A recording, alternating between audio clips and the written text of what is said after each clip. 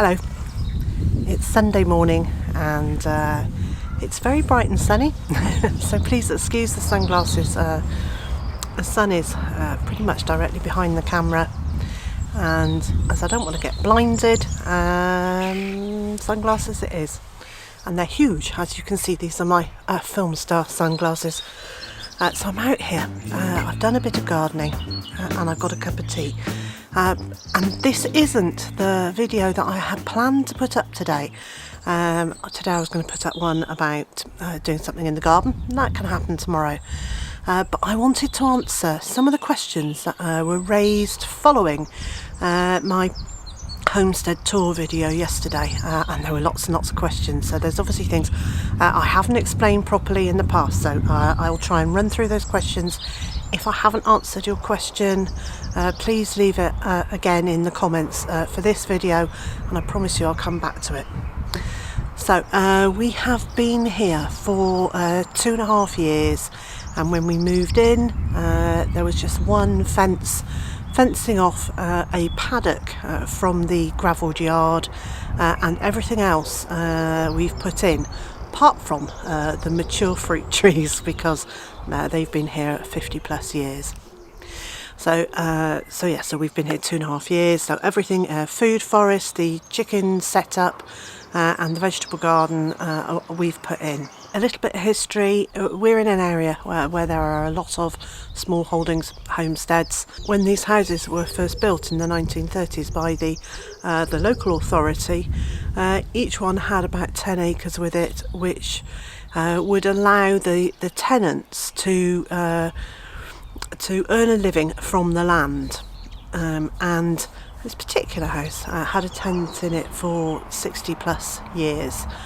Had the same tenant for 60 plus years, and he grew a lot of tomatoes, and in the field where we've got the chickens and vegetable garden, that was all covered in huge commercial glass houses, but not when we moved in. So the previous owners bought from the local authority the house and some of the land, because that's what they were offering, and the local authorities still own the fields all around us, which they rent out to local farmers. And the previous owners did an absolutely amazing restoration job on the house, and built the extension with our beautiful kitchen. So that's how we ended up with the space that we've got. I talked about the piggeries, and a few people are wondering why we talked about the piggeries. Well, when this was a farm with 10 acres, or a small holding with 10 acres, the previous owner did indeed have pigs. So not the previous owner, the long-term tenant, did indeed have pigs. And so there were three piggery buildings, which had really fallen into disrepair, and two of them are still in a huge state of disrepair, and one of them was converted by the people that we bought from to use as a workshop or a garage. So that is the usable piggery, and then there are two other very dilapidated falling down piggeries, and because they were piggeries, we referred to them as the piggeries as opposed to the barn or the stable or whichever outbuilding. So hopefully that clears up that. Now, going back to those commercial greenhouses that were the glass houses that were all over that field, over the years they fell into disrepair too, and the elderly gentleman that had been a tenant here wasn't repairing them. So the people that we bought the small holding from had those taken down because they weren't safe. But unfortunately there's an awful lot of glass on the ground, and it's not just on the surface where we could pick it up. It's in the soil. When they dug the foundations for the extension, that soil got put into the field and flattened out, so the glass is under the ground. And also, when it broke, when the elderly gentleman was here, it got worked into the ground. So my concern is that if we put rooting animals like pigs onto the land, there's a very real risk their mouths are going to get absolutely shredded on the glass, which has been our hesitation to have pigs not because we don't want them, we really do, but my concern is that we're going to end up with very damaged pigs where they're rooting around and they're going to get mouthfuls of glass. So I think the best thing we can do is work towards seeing if we can buy a small piece of land next to us, or just to accept that we're not going to have pigs here and continue to buy our pork from our friend Martha, who lives not too far away and raises her pigs in woodland, which I love. I love the idea that they're just free ranging in woodland, and it's beautiful meat. Absolutely beautiful meat. So that's an option. We know where it's coming from. We know how those pigs are being raised. I think that's probably where we're going to go for a while, until I can try and see if we can, if there's any way we can raise the money to purchase a small strip of land to keep pigs. And I'm pointing, I know you can't see it, but in the field just beyond the duck enclosure, if we could have a strip of land over there, that would be marvellous. But that's for the future.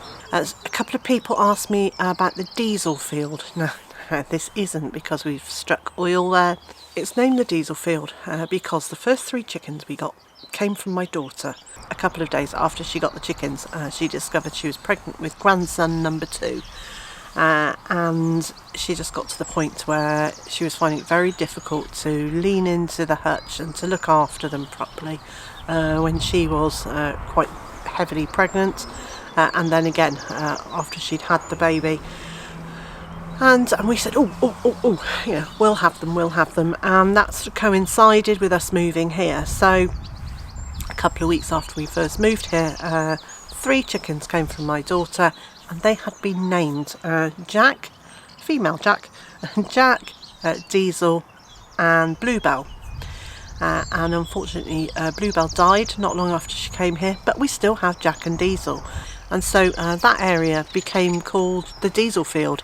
It could just have easily been Jack's Field, but it was the Diesel Field.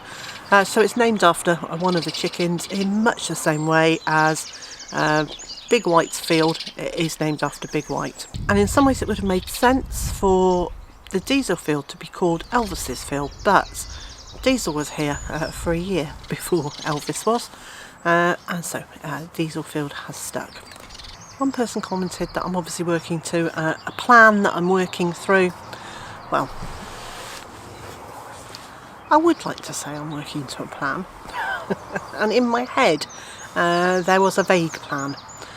I plotted out kind of how I wanted everything to be before we moved here, but it's nothing like the reality, because when you live somewhere for a while and you see how the wind blows and the water moves around the land, obviously you make changes. And one of the things that we've been really clear on right from the beginning was not to put in any permanent fencing for quite some time, and we still haven't put in any permanent fencing.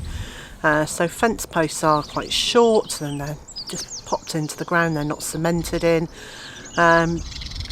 so that we have the ability to rearrange things and move them around as we go, as we realise something isn't working or that we want to change its use. So both the covered walkways, the one in the Diesel Field and Big White's covered run, are literally just pieces of 2x1 wood hammered into the ground. There is one post in the centre of Big White's field that is cemented into the ground, but that is that's the only post on the whole site that we fixed into the ground like that. It is a movable feast and an ever-changing feast. Although there is a grand plan, it's a very vague one. It's about as much as let's feed ourselves as much as we can, and let's experience as much as we can with what we've got, and what we've got keeps changing. We keep getting new materials to use and to try out as we are given them or as we find them very cheaply, and so it is a movable feast. We are not we're not focused enough to have a big grand plan that is absolutely fixed.